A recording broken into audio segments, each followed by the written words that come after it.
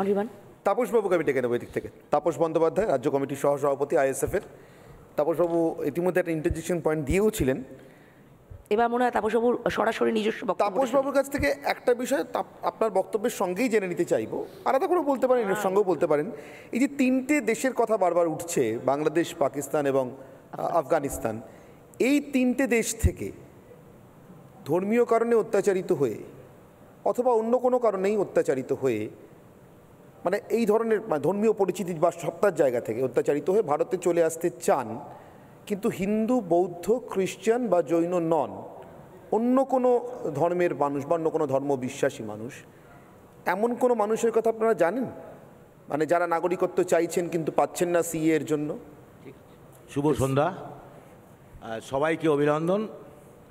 শুধু আমি আজকের যে সাবজেক্ট, সিএ শরণার্থীদের আশ্রয়স্থল না বিভাজনের অস্ত্র, আমি মনে করি কোনোটাই নয়।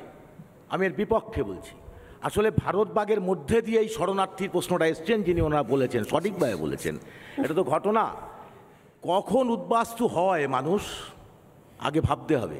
দুটো প্রেক্ষাপট থাকে, মূলত থাকে আগে তো রাষ্ট্র ব্যবস্থা ছিল না। রাষ্ট্র ব্যবস্থা তৈরি হলো কিসের জন্য? রাজা, আগে ছিল রাজা প্রজা, পরে হতো মানুষ ভোট দিয়ে কাকে নির্বাচিত করবে তিনি নিয়ন্ত্রণ করবে সরকারকে। এবং ভারতবর্ষের ভারত ভাগ কিন্তু শুধুমাত্র হিন্দু মুসলিমকে কেন্দ্র করে নয়, এটা বুঝতে হবে যে একটা শ্রেণীর পুঁজিপতি শ্রেণী, তারা কিন্তু পুঁজিপতি হিন্দু মুসলমান হয় না, তারা সবাই কায়েমি স্বার্থে ভারত ভাগ চেয়েছিলেন। ঠিক আজকেও যখন গ্লোবাল অর্থনীতির যে মন্দা বাজার তৈরি হয়েছে, তখন একচেটিয়া পুঁজিপতি, মুৎসুদ্দি পুঁজি এবং ফ্লোটিং পুঁজি, সেই পুঁজিরকে রক্ষা করবার জন্য ভারতবর্ষের শাসক শ্রেণী যে দাসত্ব করছে তার একের নিদর্শন আছে। অর্থাৎ সিএ লাগু হলে কি হবে? ঠিক কথাই বলেছেন, সিএ লাগু হলে কিছু বেনাগরিকত্ব হবে। এই বেনাগরিকরা কি বাংলাদেশে ফিরে যাবে, আফগানিস্তানে ফিরে যাবে, পাকিস্তানে ফিরে যাবে? না, তাদের জন্য ডিটেনশন ক্যাম্প তৈরি হয়েছে আসামে, যেটা দেখছেন। আর এই ডিটেনশন ক্যাম্পে তাদের রাখা হবে। তার পরবর্তী সময় এদেরকে, আমি তো আমার ট্যাক্সের টাকায় তাদের সরকার নিশ্চয়ই খাওয়াবে না, অর্থাৎ তাদের বেকার শ্রম, সস্তা শ্রমিক হিসাবে তখন সাপ্লাই করা হবে একচেটিয়া পুঁজিপতি, এদের উপরে সাম্রাজ্যবাদী পুঁজির যে ব্যবসা বাণিজ্যকে বাড়ানোর জন্য তাদেরকে নিয়োগ করাবে। এটা হচ্ছে এই সরকারের মূল উদ্দেশ্য। আসলে আমি বলতে চাচ্ছি, এই শরণার্থীদের আশ্রয়স্থল এটা একদম ভুয়ো, একেবারেই ভুয়ো।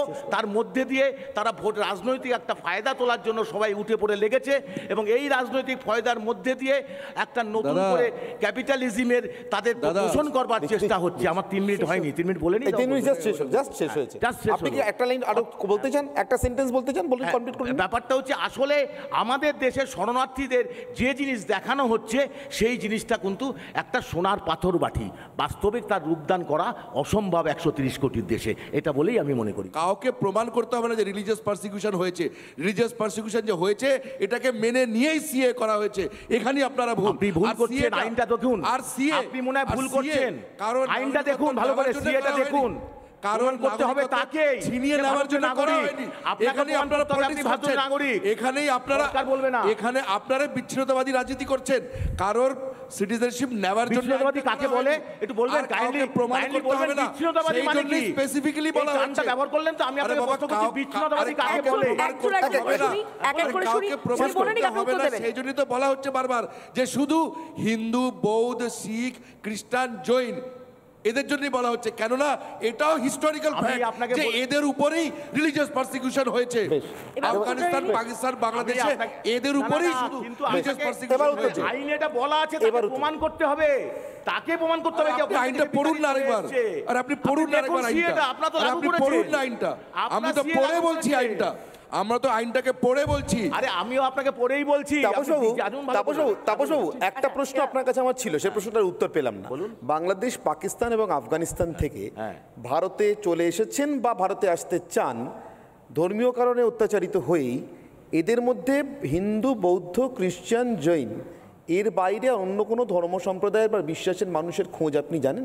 একজন হলেও চলবে? না, নেই। না, তারা এখানে কাজের সুবাদে আসে, কাজের সুবাদে যায়। আরেকটা কথা তাপসবাবু, আরেকটা কথা বলছি না, আপনি একটা থিওরি দিয়ে শুরু করেছিলেন, এই ইকোনমি পলিটিক্সকে গাইড করে ইত্যাদি ইত্যাদি, যতদূর মনে হলো মার্কসিয়ান থিওরি, আমার যা শুনে মনে হলো, তাই কি? যদি তাই হয় তাহলে ভারতীয় সমাজ ব্যবস্থায় মার্কস যেভাবে সমাজ ব্যবস্থাকে ভাগ করেছিলেন, অনুরাধাদি আছেন দীর্ঘদিন ধরে এই রাজনীতিটাই করেন, আমি ভুল হলে শুধরে দেবেন অনুরাধাদি, ভারতে কিন্তু ভারতের ইতিহাসে আজ পর্যন্ত মার্কস কথিত দাস ব্যবস্থার কোনো অস্তিত্ব খুঁজে পাওয়া যায়নি। এবার আপনাকে বলি, তথাকথিত মার্কসবাদী ঐতিহাসিকরাও পাননি, মূল লক্ষ্যই হচ্ছে দাস ব্যবস্থা পুনরুজ্জীবন। ওটা আগে খুঁজে পাননি বলে এখন ভবিষ্যতে এখানে চাপিয়ে দিচ্ছেন। শুধুমাত্র ধর্মীয় নয়, 5টা বিষয় আছে, 5টা বিষয়ের জন্যই উদ্বাস্তু হয়। একটা ধর্মের জন্য, দ্বিতীয়ত ভাষার জন্যে, তৃতীয়ত তার জাতি মানে ন্যাশনালিটির জন্যে, চতুর্থত সে যদি কোনো একটা বিশেষ সোশ্যাল গ্রুপে বিলং করে তার জন্যে, আর পঞ্চম যেটা সেটা রাজনৈতিক মতামত। আপনি বলুন না রাজনৈতিক কারণে নয়।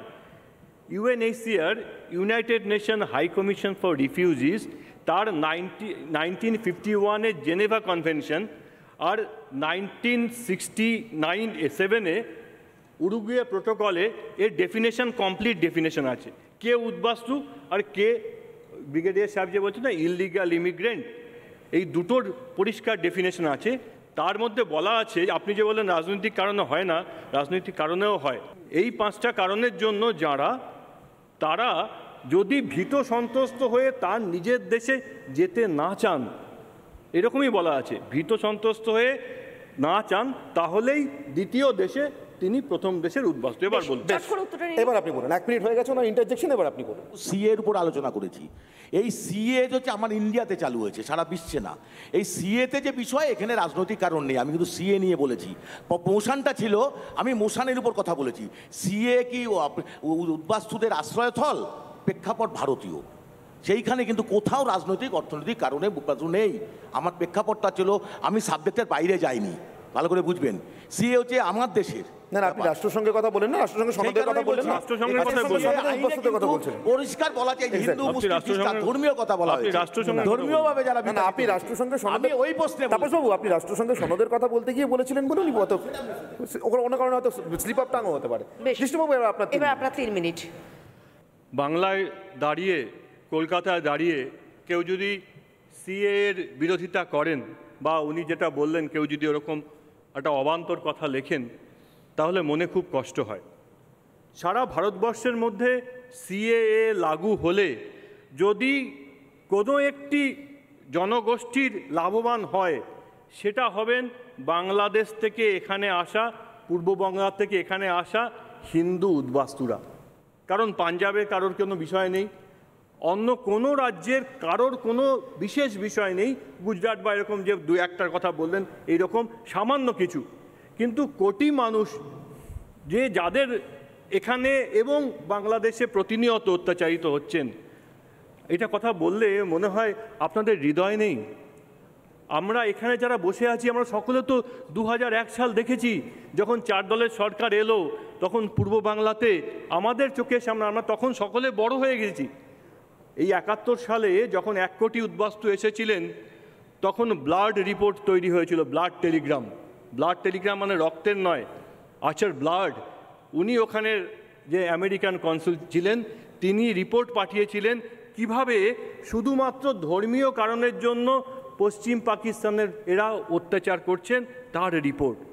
কি নৃশংস, কি মায়ের সামনে মেয়েকে, মেয়ের সামনে মা, মা মেয়ে ঠাকুমা 3 প্রজন্মকে এক জায়গাতে ধর্ষিতা হতে হয়েছে। একটা বাচ্চা ছেলেকে চোখের সামনে কেটে আগুনে ঝুলিয়ে দেওয়া হয়েছে। সেই ধর্ষিতা মেয়ের মুখ চেপে ধরে ক্যানিংয়ে এসছে, বারাসাতে এসছে, সেই মানুষদেরকে আমরা দেখেছি। আর কাদের অসুবিধা হচ্ছে সেটা জিজ্ঞেস করছিলেন না? তাদের অসুবিধা হচ্ছে যাদেরকে ধরে নিয়ে যাবার পরে পুলিশকে টাকা দিয়ে বেরিয়ে আসতে হয়। আজকের সীমান্তবর্তী জায়গাগুলোতে যান, হিন্দু উদ্বাস্তুদের প্রতিদিনের জীবনের কষ্ট দেখুন, তাহলে বুঝতে পারবেন। বামপন্থীরা বুঝতে পারবেন না। তার কারণ হচ্ছে যে তারা মরিচঝাঁপি করেছেন। মরিচঝাঁপিতে যে মানুষগুলো গেছিলেন, তারা শুধুমাত্র বাঁচার জন্য গেছিলেন। সেখানে সুভাষচন্দ্রের নামে স্কুল হয়েছিল, যে স্কুলে সেখানে এরকম বাচ্চা একটি লিখেছে যে আমি জীবনে প্রথম মরিচঝাঁপিতে একটা স্কুলে পড়ার সুযোগ পেলাম। সেখানে পুলিশ গেছে, একই দিনে গুলি চালিয়েছে 1000 মানুষকে, দ্বারা তপশিলি জাতিভুক্ত পূর্ব বাংলার মানুষকে মেরেছে। যেখানে যেখানে ভারতবর্ষের বাংলাদেশ থেকে পূর্ব বাংলা থেকে আসা উদ্বাস্তুরা গেছেন তারা কষ্ট পেয়েছেন। আর উদ্বাস্তু এবং অনুপ্রবেশকারী এই দুটোর মধ্যে পার্থক্য নিয়ে এত সমস্যা হচ্ছে, তো আমি একটা উদাহরণ দিয়ে বলছি। খাগড়াগড়ের বিস্ফোরণে যে মূল আরোপী ছিল সেই ছেলেটি তার 2002 সালে এখানে এসে ভোটার কার্ড করেছিল। তারপরে সে একটা স্লিপার সেল চালাতে থাকে। ভারতবর্ষের হিন্দু নয় মুসলমান, ভারতীয় মুসলমান বাচ্চা মেয়েদেরকে ওই শিমুলিয়ার মাদ্রাসার থেকে তুলে আনে। সন্দেশখালির যদি আপনি দেখেন যে বাগদা থেকে শুরু করে গোসাবা পর্যন্ত এই 14টি অ্যাসেম্বলি কনস্টিটিউয়েন্সির মধ্যে 8টি তপশিলি জাতিদের দ্বারা জন্য সংরক্ষিত, সন্দেশখালি তপশিলি উপজাতির জন্য সংরক্ষিত। কিন্তু বিগত 3 দশকের হিসেবে দেখুন যে ওখান থেকে তপশিলি মানুষদের এথনিক ক্লিনজিং হচ্ছে। এই এথনিক ক্লিনজিংয়ের কারণ হচ্ছে ওখানে যে ক্যাটেল স্মাগলিংয়ের সঙ্গে, গো পাচারের সঙ্গে এবং সীমান্ত যে অপরাধের সঙ্গে যুক্ত আছেন, সেই অপরাধের সঙ্গে যুক্ত মানুষদের যারা ওপার বাংলা থেকে এসে ইললিগাল ইমিগ্রেন্ট এই জায়গাতে করছেন। বেশ, কৃষ্ণবাবু, সময় যেহেতু শেষ হয়েছে, আমার একটাই প্রশ্ন, বাংলাদেশ নিয়ে এত কথা হচ্ছিল বলেই আমি প্রশ্নটা করছি। দেখুন, দর্শন পড়া, ভারতীয় দর্শন পড়া মানুষ হিসেবে আমি এটা জানি যে আমাদের দেশে যারা কাপিল বা সাংখ্য অর্থাৎ কপিলের অনুসারী বা সাংখ্য মতে বিশ্বাসী, সেই নাস্তিকদেরকেও সনাতন ধর্মেরই অন্তর্ভুক্ত করা হয়, তাদেরকে সোকল্ড অহিন্দু বলা হয় না। কিন্তু স্বামী বিবেকানন্দ বা শ্রীরামকৃষ্ণের ঔদার্যে তো ভারতের আইন তৈরি হয়নি, আইনটা আইন, বাস্তবতা। সে আইনে 4টে ধর্মের কথা লেখা আছে বা 5টা ধর্মের কথা লেখা আছে এই 3টে দেশের ক্ষেত্রে, বাংলাদেশ, পাকিস্তান, আফগানিস্তান।